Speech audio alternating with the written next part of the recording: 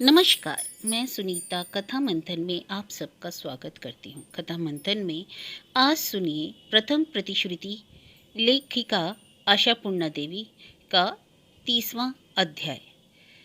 प्रथम प्रतिश्रुति से संबंधित सारे अध्याय आपको हमारी प्लेलिस्ट से मिल जाएंगे, जिसका लिंक आपको एंड स्क्रीन तथा हमारे डिस्क्रिप्शन बॉक्स में भी रहेगा। आप जाके चेक कर सकते हैं। इसके अलावा अन्य लेखकों की कहानियाँ, उपन्यास और हिंदी हॉरर स्टोरी का लिंक भी आपको डिस्क्रिप्शन बॉक्स से मिल जाएगा। अब तक हमने देखा कि सत्य की माँ के निधन के बाद उसके पति को भी बहुत ज्वर आ जाता है और वैद्य के उपचार के बाद भी सही नहीं होता। रामकली अपनी परिस्थितियों के कारण उसको जाकर के नहीं आते हैं, किंतु दवा भेज देते हैं, किंतु सत्य यह स्वीकार नहीं करती और दवा वापस कर देती है। अब आगे इस इलाके में इतिहास की यह पहली घटना है, साहब डॉक्टर बुलाने के इतिहास की। भवतोष मास्टर, निताई चरण और नीलांबर बनर्जी की कुलबोरन बहू, इन 3 ग्रहों के मिलन से यह इतिहास बना। यह सुनकर जो जहां था वहीं स्तंभित खड़ा रह गया। जो इस उम्र का था उसी उम्र का रह गया। बनर्जी परिवार की दईमारी रनचंडी बहू की करतूतें किसी से भी छिपी नहीं थी। सब यही सोच ही नहीं पा रहे थे कि लोगों ने अभी तक उसे घर में रखा कैसे है, गर्दनियां देकर निकाल क्यों नहीं देते। सभी बोलते बतियाते थे इसके अंदर कोई राज है। बाप की इकलौती बेटी जो है, और उतना बड़ा आदमी बाप हो ना हो, बाप ने कोई शर्त रखकर ही शादी की है। ऐसे में बहू को अगर मैके विदा कर दे तो ससुर की जायदाद तो नहीं पाएगा ना नौबा। बहू को विदा कर देने का नाटक बार बार ठीक जमने के वक्त ही बिगड़ते बिगड़ते फिलहाल सभी हताश हो पड़े थे और नित्य नई खुराक जुगाने के नाते सत्य को एक प्रकार से पसंद ही करना शुरू कर दिया था। चर्चा का एक बड़ा विषय अपने अपने घर की बहू बेटियों को सबक देने के लिए बुरी नज़ीर का मिलना, यह भी लाभ ही है। लेकिन नोम्बू के बीमार पड़ जाने से उसकी बहू की आलोचना के लायक भाषा भी लोगों को ढूंढे नहीं मिल रही थी। वेद में, पुराण में, नाटकों में ऐसी जाबांज औरत तो किसी ने ना देखी और ना ही सुनी, इसलिए उसकी भाषा भी नहीं बनी। फिर भी इतनी दूर तक किसी ने कल्पना नहीं की थी। क्या तो बहू ने छिपकर नींबू के दोस्त निताई से भेंट की और फिर अपने गले का 10 भरी वजन का हार बेचकर भवतोष मास्टर से कहकर कलकत्ता से साहब डॉक्टर को बुलवाया। भवतोष मास्टर से ही भी बात की। साहब डॉक्टर के इलाज से नींबू मरे या बचे, फिलहाल तो सोचने का विषय यह नहीं है। विषय है इसके बाद नीलांबर का कर्तव्य। बात तो अब औरतों तक ही नहीं रही थी। समाज के मुकुटमती पुरुषों की खोपड़ी भी खाने लगी थी।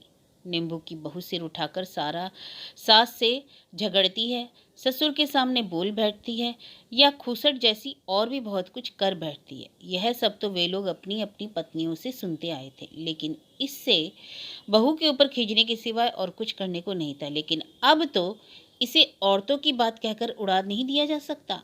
अब जात जाने का सवाल है। नीलांबर बाबू समाज के माथा हो सकते हैं, होते हुए भी तो क्या हुआ, दूसरों के सिर तो नहीं काट सकते ना। बागदीन की छुआ छापी वाली बात की हंसी मजाक में मान लिया गया है। वह दुनिया के बाहर हो ऐसी भी बात नहीं, लेकिन घर में साहब आए, घर की बहू पर पुरुष से बात करे, यह मान ले। समाज ऐसा नाखून और दंत विहीन तो नहीं हो गया है। चंडी मंडप में बैठक हुई। पंचों ने मिलकर यह तय किया कि पहले तो नीलांबर अपनी पौतहू को छोड़ देने का दबाव डाला जाए। वह अगर राजी ना हो तो उससे यह करते ना बने तो समाज से अलग करना होगा। समाज में रहना कुछ हंसी ठट्टा नहीं। यह जरमराता मरीज यदि वास्तव में साहब डॉक्टर की दवा से बच जाए, और बच भी सकता है, इन लाल मुंह वालों की दवा में तो जादू है सुना है, ईश्वर करे बच जाए, परंतु उसका अंग प्रायश्चित करा के महाप्रसाद तो खिलाना ही पड़ेगा। और यह भवतोष मास्टर, उसको तो गांव से ही निकाल कर बाहर करना था, लेकिन वह शैतान डॉक्टर के साथ ही गाड़ी पर सवार हो कलकत्ता चल दिया। घोड़ा गाड़ी में डॉक्टर के साथ बैठकर आया। मुजरिम से बच रहा तो एक निताई, बहरहाल वह भी लापता है। साहब डॉक्टर रूपी आग को पूंछ में बांध कर ले आया और लंका कांड करके चंपत। आग ने अपना आग का काम किया। पहले कानो कान किसी को खबर नहीं, ईश्वर जाने सत्य ने कब इतना सारा कुछ किया। गांव में इतनी इतनी आंखों के होते हुए उसने भानुमती करामत दिखा दी। लोगों ने देखा गांव के रास्ते पर घोड़ा गाड़ी आ रही है। नीलांबर ने देखा वह गाड़ी उनके दरवाजे पर आकर रुकी और उसके अंदर से एक साहब उतरा। नीलांबर के कलेजे का लहू बर्फ हो गया। हो ना हो यह गाड़ी कलेक्टर या मजिस्ट्रेट की है। निश्चय ही किसी दुश्मन ने उसके नाम चुगली खाई है और इसलिए नीलांबर के लिए हथकड़ी आई है। क्यों आएगा, आने का कारण क्या है? नीलांबर को इतना सब सोचने का दम नहीं रहा। ख्याल ही नहीं रहा कि गाड़ी से उतर कौन रहा है। वे साहब के कदमों पर पछाड़ खाकर गिर पड़े। उधर घर घर बेतार वार्ता ही पहुंच गई। नीलांबर के यहाँ घोड़ा गाड़ी में साहब आया है। कानूनी कार्यवाही के सिवा और कोई बात लोगों के दिमाग में नहीं आई। खिड़की को थोड़ा खोलकर सबने देखा और कहने लगे, इसी को कहते हैं विपत्ति, कभी अकेले नहीं आती। उधर लड़का मरण सेज पर और इधर यह हाल। नीलांबर के यहाँ झांक ताक चलने लगी कि एक आदमी ने देखा साहब के गले में नल झूल रहा है। डॉक्टर है, डॉक्टरी नल झूल रहा है। डॉक्टर, नींबू के लिए साहब डॉक्टर आया है। भीतर ही भीतर नीलांबर यह चालाकी चल रहा है और किसी से राय तक नहीं। यह तो पड़ोसी के गाल पे औचक थप्पड़ मारना हुआ। उधर बाबू साहब का पैर पकड़कर रोने बैठे हैं। साहब ने कहा, डरो मत, रोगी अच्छा हो जाएगा। लेकिन यह बात कानों में ही नहीं गई। कान में पहुंची भवतोष मास्टर की बात। अरे यह क्या कर रहे हैं, ये तो कलकत्ते से डॉक्टर आए हैं नव कुमार के इलाज के लिए। नीलांबर ने ताक कर देखा, निताई को भी देखा। समझ गई कोई साजिश चल रही है। उस साजिश की नायिका के रूप में सत्य की शक्ल ही आंखों में उतर आई। लेकिन हुआ कैसे? जैसे भी हुआ, अब तो चू भी नहीं करना। बुद्ध सी बनी सत्य रोगी के सिरहाने की और बागीचे की तरफ वाली खिड़की पर खड़ी थी। किवाड़ को ऐसा आड़ा कर रखा था कि वह कमरे के अंदर के लोगों को देख पाए, किंतु अंदर के लोग उसे ना देख सके। भवतोष मास्टर के साथ जब उससे भी एक हाथ ज्यादा लंबा तगड़ा टकटक लाल वह आदमी कमरे में दाखिल हुआ तो ना जाने क्यों सत्यवती का कलेजा कांप उठा। उसके बाद हठात दोनों आंखों से आंसू छलक आए। प्रकट में तो हाथ तो नहीं जोड़ा, मन ही मन प्रणाम करके बोली, बाबूजी, बाबूजी, अपनी इस ढीठ बिटिया की हिमाकत को माफ़ कर दीजिए। दूर से आशीर्वाद कीजिए जिससे मेरे सुहाग का सिंदूर कायम रहे। समझती हूँ मैंने तुम्हें दुखाया, मगर तुम्हारी ही तो बेटी हूँ। तेज कहो, अहंकार कहो, तुमसे ही तुम्हारी बेटी में आया है। उसके बाद उसने अपनी माँ का चेहरा याद करने की कोशिश की। बोली, माँ, तुम्हारी कसम खाकर मैंने बाबूजी की दवा लौटाई है जिससे तुम्हारे नाम पर कलंक न लगे। काली, दुर्गा, चंडी, शिव इन सबको नहीं जानती है सत्य। यह जीवन के साक्षात देवताओं से ही आशीर्वाद मांगती है। साहब डॉक्टर की दवा धन्वंतरी हो। ऐसे गहरे क्षण में भी कब जाने उसका कौतूहल भरा मन बच्चे जैसा कौतूहल ही उठा। विस्मित पुलक से आंखें फाड़कर देखने लगी। डॉक्टर कैसे रोगी की पीठ पर नल लगा रहा है। नल के दोनों सिरों को कान में डालकर गंभीर बैठा है। जरा देर में भारी गले की आवाज सुनाई पड़ी। डरने का कारण नहीं, ठीक हो जाएगा। मल्लेच को देवता सोचने में पाप लगता है। उसके बाद रंगमंच का समारोह मिटा। जो लोग डॉक्टर को लिवा लाए थे वे लोग उसी के साथ खिसक पड़े। इधर हाथ से वज्र ताने दो दो आदमी निश्चेतन से निष्क्रिय होकर बैठे रहे। नीलांबर और उनकी पत्नी पुतले से बैठे समझ ही नहीं पा रहे थे ऐसी हालत में ठीक कौन से रास्ते से चलना बुद्धिमानी है। ना वज्र उन्हीं के माथे पर गिरा। नींबू की बात वे भूल गए। सौदा कुछ सचेतन थी। उसने हाथ के इशारे से निताई को बुलाकर डॉक्टर ने क्या क्या करने को बताया बता जाने को कहा। उसी मौके से यह पूछ बैठी, रुपया किसने दिया रे मास्टर ने? निताई ने सिर खुजाकर कहा, ना ना, यानी बात तो सौदा दी। भाभी जी उस दिन घाट में मुझे बुलाकर रो पड़ी थी। सौदा ने डपट कर कहा, बहू, जिसके तिसके पास रोने वाली लड़की नहीं है। यह वह बनीता, छोड़कर सच सच बता। सो निताई ने सच बात बता दी। बहू ने गले का हार खोलकर निताई को देते हुए कहा, ये जैसे मेरे पति हैं आपके मित्र हैं, समझकर ही काम कीजिए। कलकत्ते में इस हार को बेचकर साहब डॉक्टर को लिवा लाइए। बाहों का जेवर भी उतार कर देना चाहता। निताई ने मना कर दिया। रोगी के कमरे में कोई नहीं था। सत्य धीरे धीरे आकर बिस्तर के पास खड़ी हो गई। सौदा आ रही थी, लौट गई। मनी मन बोली, नींबू बचेगा तो तेरे ही पुण्य से। बिहुला ने अपने मरे हुए पति की लाश लेकर स्वर्ग तक धावा किया था। सावित्री यमराज के पीछे पीछे दौड़ी थी। वे युग युग से लोगों की पूजा पा रही है। जरा देर में उसने सुना बहू सास के नम्र गले से कह रही है, साहब डॉक्टर की दवा तो आप लोग छुएंगे नहीं, इसलिए रोगी की तीमारगिरी का भार ना हो तो मुझे दे दें आप, बल्कि रसोई। एलोकेशी ने सूखे गले से कहा, अब तो तुम जो कहोगी शिरोधार्य ही करना पड़ेगा। महारानी विक्टोरिया के बाद तुम ही तो हो। खैर, रसोई का जिम्मा ना हो तो बांध ही लेती है, लेकिन तुम्हारे लड़कों का? सत्य ने और भी नम्र गले से कहा, वे तो ज्यादातर ननद जी के ही पास रहते हैं। रहते हैं तो क्या सिर पर सवार करना होगा?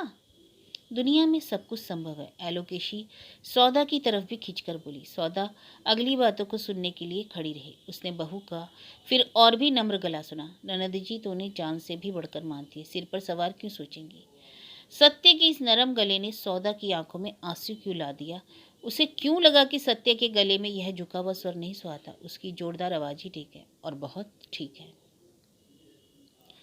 साहब डॉक्टर के हाथ यश से या सत्य की सुहाग से अथवा अपनी ही परमायु के जोर से नवकुमार बच गया, लेकिन ना जाने क्यों अंदर से वह सत्य को ही अपना जीवन दायिनी मानने लगा।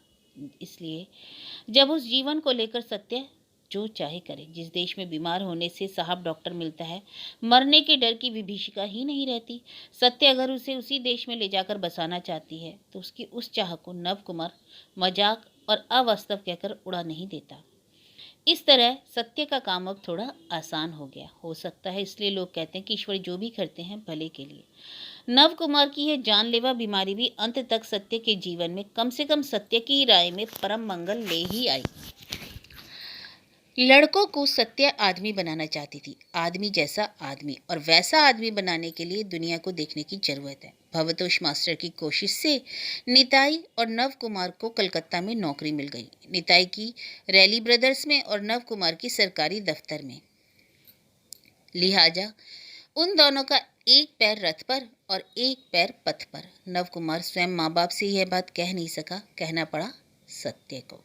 हाँ, उन दोनों ने बेटा पुतहू से बोलना ही बंद कर दिया। कुछ दिन पहले तक सौदा भी सत्य पर झुंझलाई सी थी, लेकिन उसके साहब डॉक्टर बुलाने वाले रूप से वह आच्छन सी हो गई।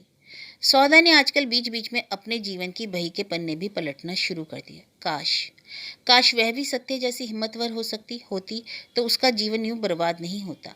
शायद हो कि कुपथगामी पति को सही रास्ते पर लाकर सुख से घर गृहस्थी कर पाती, लेकिन सत्य जैसी शक्ति उसमें नहीं है। मन में तो सोचा करती कि जिस काम में दोष नहीं, पाप नहीं, उसकी निंदा से क्या डरना, पर कार्यत नहीं कर पाती। चाहती तो स्वामी को सुधार सकती थी। मामा मामी के यहाँ भी नहा की उनसे बाघ जैसा डरती है, वाजिब कह नहीं पाती, डरपोक है। सत्य साहसी है, इसलिए डाबर के गंदले पानी से निकलकर समंदर में अपनी नाव ले चली। अड़ोस पड़ोस में सत्य की हम उम्र जो बहु बेटियां हैं, उनमें भी सत्य ने एक आलोड़न सा ला दिया। आश्चर्य, अनोखा, उन्हीं जैसी एक स्त्री पति पुत्र को लेकर कलकत्ता में रहने के लिए जा रही है, और फिर एलोकेशी जैसी खूंखार सास के शिकंजे से निकलकर। उनके पतिगण इधर कुछ दिनों से दाम्पत्य सुख के माधुर्य से वंचित हैं, क्योंकि आड़ ओट में उनकी स्त्रियां नव कुमार के साहस और प्रेम की नजीर देती हैं। वे अभागे पुरुष नव कुमार को स्त्रैण और स्त्री की मुट्ठी में आदि विशेषणों से भूषित करके भी खास सहूलियत नहीं कर पा रहे हैं। लेकिन बहुओं के लिए असुविधा यह थी कि अकेले में सत्य से मिलकर पति को स्त्रैण बनाने का मंत्र सीखने का उपाय जो नहीं था। सत्य से मिलने की उन्हें सख्त मनाही थी, और जब घाट बाट में जाती तो सास, फुआ सास या कुछ नहीं तो ननों की कोई ननद ही पहरे पर होती। सो बड़ों के सामने वे सब सत्य को दूर से छी ही करती, और छीची सत्य वह सुनती ही नहीं। वह उस समय केवल जाने की धुन में ही लगी थी। ऐसे ही समय सत्य ने एक दिन बात उठाई। हो सकता है इसे भी अपनी तैयारी में ही समझाओ, या एक अनिश्चित की राह में कदम बढ़ाने के से पहले अंतिम बार के लिए जन्मभूमि को देख लेने की प्रबल इच्छा। जो भी कारण हो जाए, सत्य ने चर्चा की, जाने से पहले एक बार वहां से हो आओ। हो आने को जी चाहता है तो हो आती तो अच्छा होता, या हो आना उचित है, ऐसी भाषा की तरफ ही नहीं गई वह। हो आऊं गरज का यह स्थिर सिद्धांत। अब ब्रह्मा का बेटा खुद विष्णु भी आए तो इसमें हेरफेर की उम्मीद नहीं। एलोकेशी ने उदास मुंह से कहा, जाओगी ठीक है, मगर मुझसे क्यों कहने आई हो? पूछ रही हो या इजाजत मांग रही हो? हाँ, बहू से फिर वही बात कर रही है, इसलिए कि बोलना ही उनकी बीमारी है। मुंह सीकर 2 घड़ी रह सकना उनकी जन्म पत्री में नहीं लिखा है। नहीं बोलूंगी यह निश्चय करके भी बोलने लग जाती हैं।